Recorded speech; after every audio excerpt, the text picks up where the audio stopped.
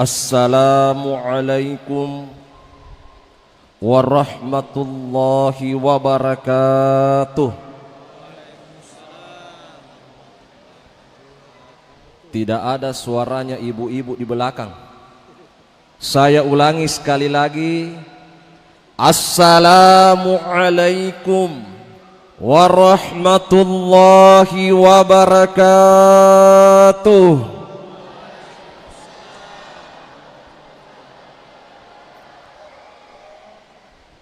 Ya, jangan sampai baru malam ke-7 kita kendor. Bismillahirrahmanirrahim.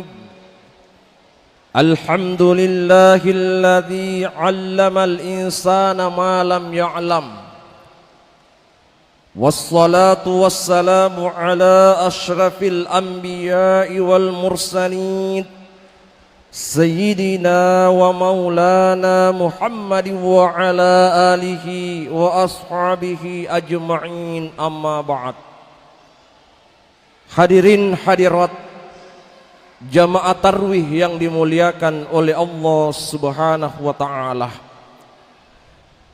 Di dalam Al-Quran surah Al-Baqarah 185, di mana Allah Subhanahu wa ta'ala berfirman, Syahrul Ramadan alladzi unzila fihil Qur'an hudal linnasi wa bainatim minal huda wal furqan.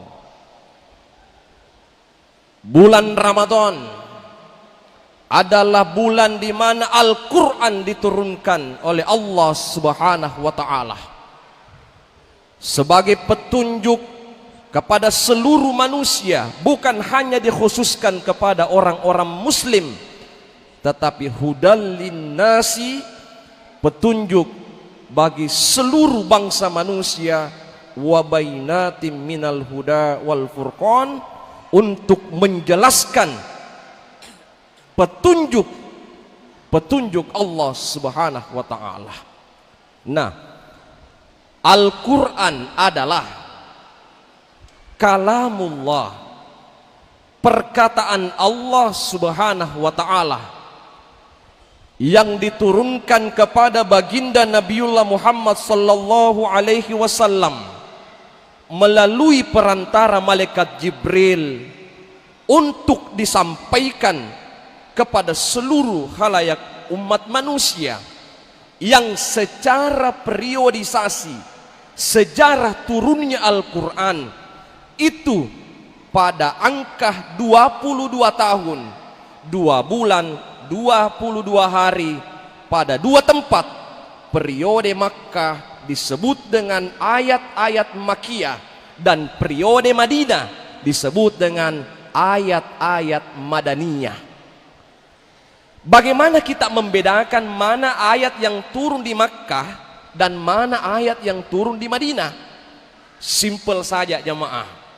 Dari sekian banyak ciri-cirinya ayat-ayat Al-Quran yang turun di 2 kota ini, Makkah dan Madinah, pada kesempatan yang berbahagia ini cukup satu yang saya sampaikan.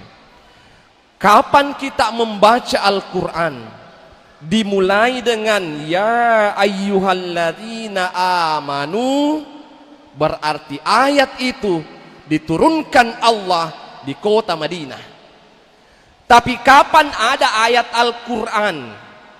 Contoh di surah An-Nisa ayat pertama, atau contoh pada surah Al-Hujurat ayat 13. Ya ayyuhan nasu inna khalaqnakum min dzakarin wa untha wa ja'alnakum syu'uba wa qabaila lita'arafu, ila akhir ayat. Kapan ada ayat-ayat Al-Quran diturunkan dengan menggunakan redaksi tekstual, ya ayyuhan nasu, wahai sekalian manusia, maka ayat itu bisa kita lacak bahwa ayat itu turun di kota Makkah atau ayat-ayat Makkiyah. Jamaah yang dimuliakan oleh Allah Subhanahu wa ta'ala. Nah, Rasulullah Shallallahu Alaihi Wasallam bersabda, khairukum man ta'allamal Qur'ana wa 'allamahu. Jamaah, kurang semangat. Banyak hadis-hadis Nabi dimulai dengan kalimat khairukum, sebaik-baik di antara kalian. Salah satu hadis itu adalah siapa yang mempelajari Al-Quran lalu mengajarkan kepada orang lain, artinya guru mengaji, pembimbing Al-Quran, termasuk TPA, TPQI yang ada di sekitar kita, atau kita sendiri sebagai seorang ayah membimbing putra putri kita di rumah. Allah melalui Nabi Muhammad sallallahu alaihi wasallam menyampaikan informasi, khairukum, sebaik-baik di antara kalian adalah man ta'allamal Qur'ana wa 'allamahu, siapa yang belajar mempelajari Al-Quran lalu dia ajarkan kepada sesamanya. Nah, Pak Guru itu lainnya, dia ajarkan orang sehingga orang tidak buta huruf Al-Quran lagi, maka dialah orang yang terbaik menurut Rasulullah Sallallahu Alaihi Wasallam. Ingat, ada ancaman Nabi, man ja'alal Qur'ana amamahu qatahu ilal jannah, siapa yang menjadikan Al-Quran sebagai imamnya, sebagai pemimpinnya, sebagai petunjuknya, sebagai pedomannya, Al-Quran akan membimbing dia masuk ke dalam surga. Wa man ja'alal Qur'ana khalfahu, siapa yang membelakangi Al-Quran, menjauhkan dirinya dari Al-Quran, tidak pernah membaca Al-Quran, tidak pernah mentadabburi Al-Quran, saqahu ilan nar, Al-Quran akan mendorongnya masuk ke dalam neraka yang penuh dengan siksaan-siksaan Allah Subhanahu wa ta'ala. Jamaah yang dimuliakan oleh Allah Subhanahu wa ta'ala, Nabi Sallallahu Alaihi Wasallam pernah curhat kepada Allah di salah satu sholat malamnya Nabi. Setelah sholat tahajud, Rasulullah mengungkapkan isi hatinya kepada Sang Pencipta. Ya Rabbi, inna qaumi hadzal Qur'an kana mahjura. Ya Allah, sesungguhnya kaumku, umatku, umat Islam telah menjadikan Al-Quran adalah sesuatu yang terabaikan, sesuatu yang terasingkan dalam kehidupannya. Al-hijru anil qiraah, dia malas membaca Al-Quran. Al-hijru anil istima', mereka lalai mendengarkan ayat-ayat Al-Quran. Terbukti kalau ada acara-acara keagamaan, ada yang membacakan qari'ah atau qari, tilawatil Quran, kan orang cerita di belakang, padahal ayat-ayat Al-Quran dibacakan. Kalamullah, umat Islam kurang menghormati dan memuliakan Al-Quran. Yang ketiga, al-hijru anil amali, umatku, umat Islam telah menjadikan Al-Quran sesuatu yang tidak mereka tadabburi, tidak menghayati ayat-ayat Al-Quran.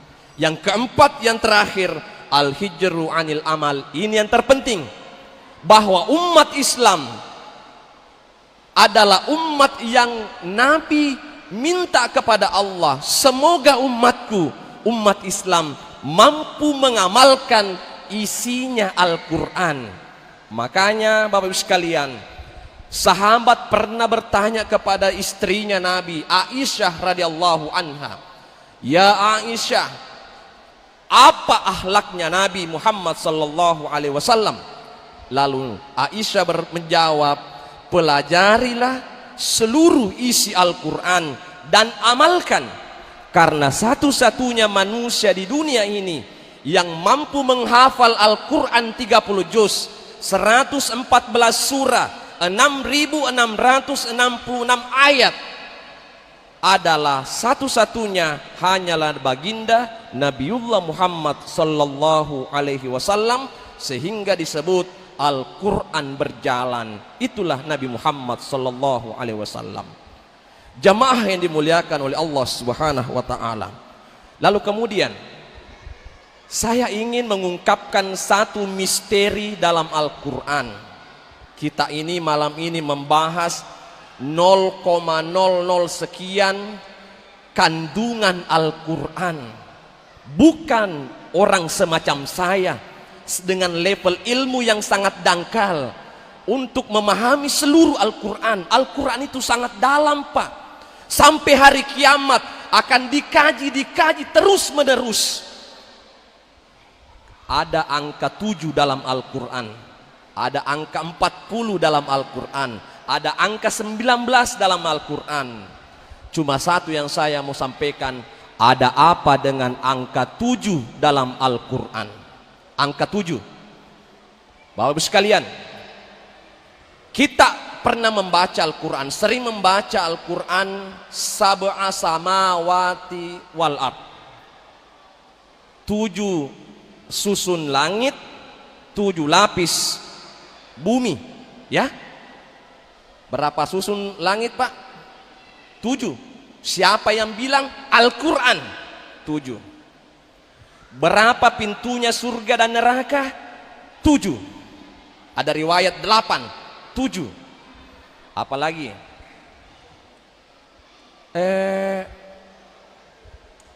Kalau sakit kepala, Ustaz Amil minum obat bintang 7. Kalau hotel bintang 5. Kadang kalau kita sesat di Timika, pusing 7 keliling. Kenapa? Ada apa dengan 7 ini? Kalau kita bicara fikih, air mutlak, air yang suci mensucikan, 7 jumlahnya juga. Coba sebut ya, tes dulu fikihnya jamaah. 1, air laut. Apalagi? Air sungai. Apalagi? Air sumur. Air danau. Apalagi? Air hujan. Mata air. Enennya. CDP. Embun. 7. Wah, ada apa dengan angka 7 ini ya? Orang, maaf ya, orang Sulawesi Selatan ada istilah senuk-senuangeng.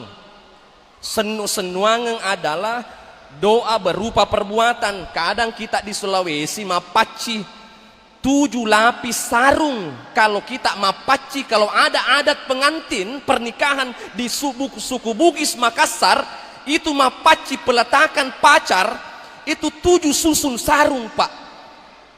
Lawasoji isinya itu buah-buahan, lawasoji 7 buah-buahan juga jumlahnya. Apa maknanya? Supaya pengantin ini mat 7 laleng. Nah sekarang jamaah, kita kaitkan dengan kehebatan Al-Quran. Ada apa dengan angka 7 ini? Ternyata seluruh isi Al-Quran terangkum dalam surah Al-Fatihah yang jumlahnya 7 ayat Al-Fatihah. Maka seluruh isi Al-Quran semua disimpulkan dalam satu surah, namanya surah Al-Fatihah.